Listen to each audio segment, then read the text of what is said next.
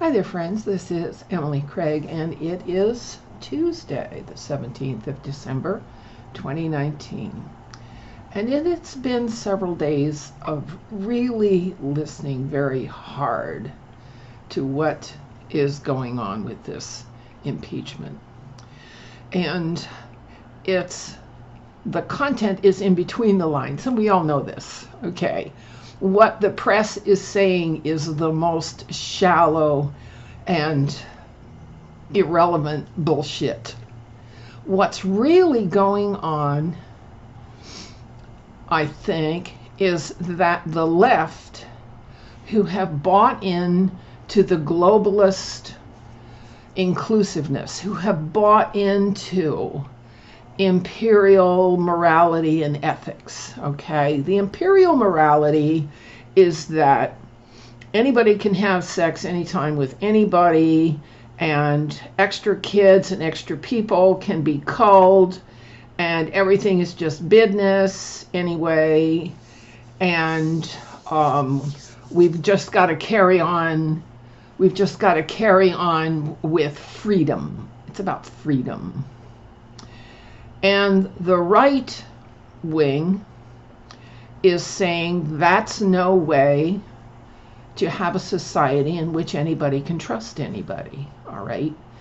Deceit, tequila, protection, racketeering, which is what insurance and big pharma and stuff are doing, and the desire for invasion, conquest, which is jihad, and the neocon Zionist move to make America preeminent in its worldwide policing, okay?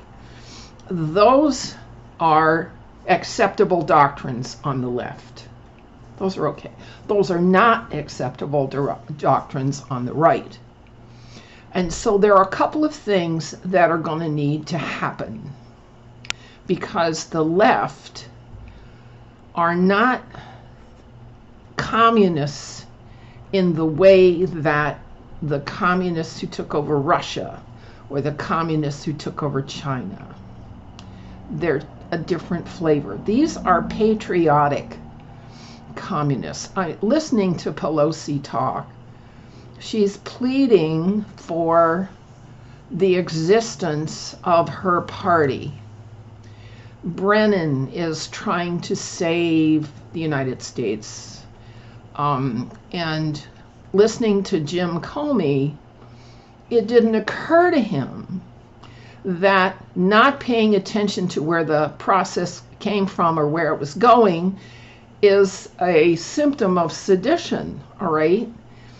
The left is misusing the judiciary process in a seditious direction because they want to keep the country on its track to join the New World Order. They want to join the rest of the world in a single top-down government. And the people who are conservative realize that having our laws written by the UN and enforced by UN troops, and have our lifestyle written by people in other countries and then enforced from without, just violates all of our senses of humanness. Okay, we are not chattel cattle in a paddock. Our souls are not legal tender to be traded. You see what I'm saying? We have different structure of our entire reality here. And I think what has to happen is a separation the way India separated from Pakistan.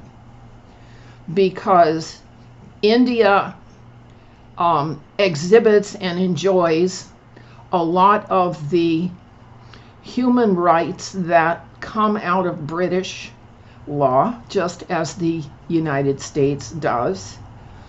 And Pakistan follows the imperial invasion conquest method of the Islamic order.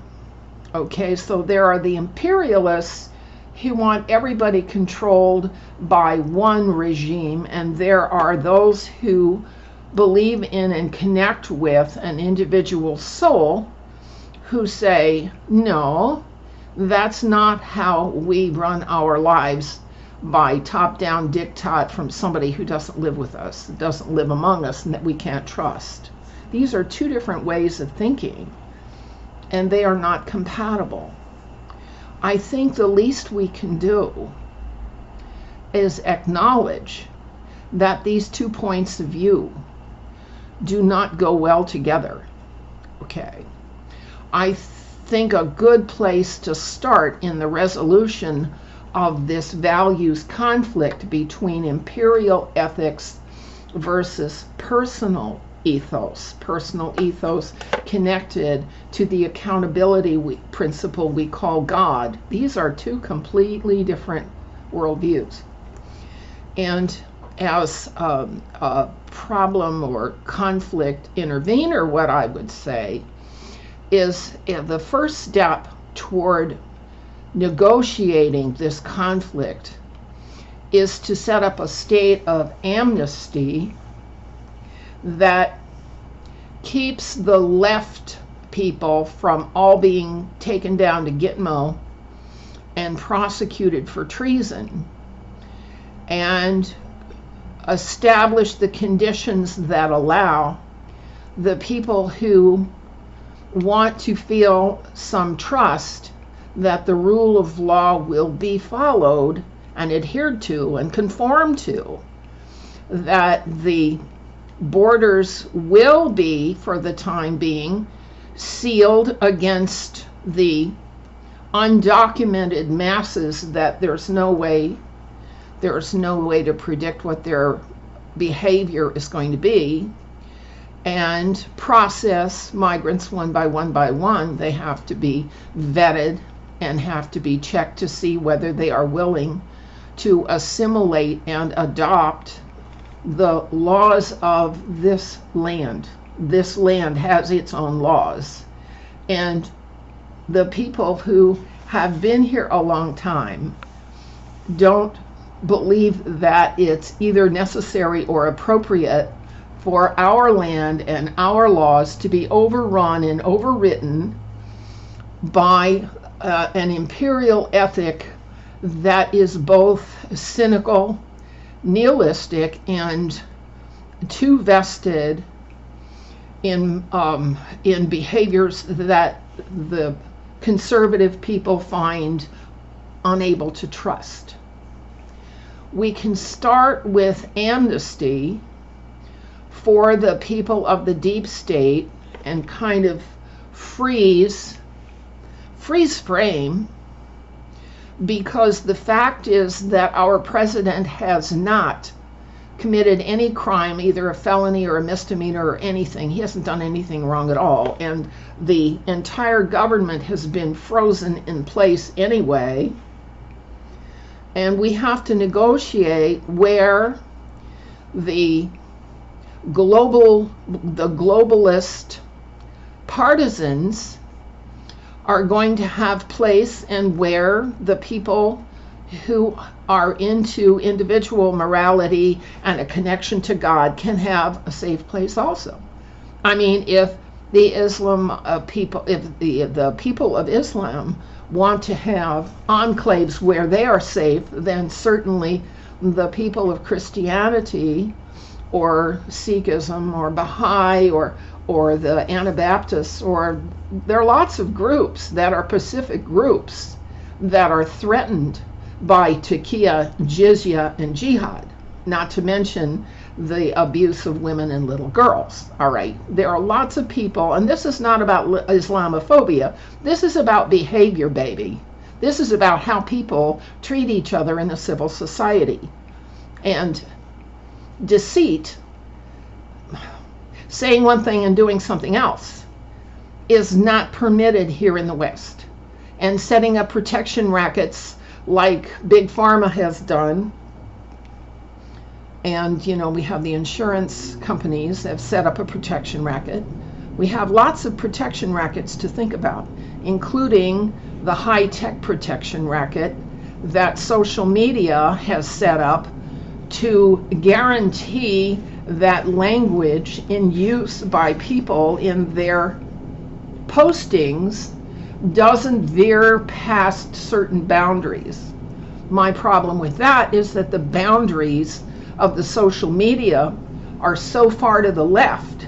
They so pander and indulge the leftist dogma of the Frankfurt School and Saul Alinsky and the protocols, that the people who want to live in a society where trust is possible, PragerU, for crying out loud, how reasonable can you get as the PragerU site, which puts up videos that are very bland and mild and rational, and they get cut down by YouTube.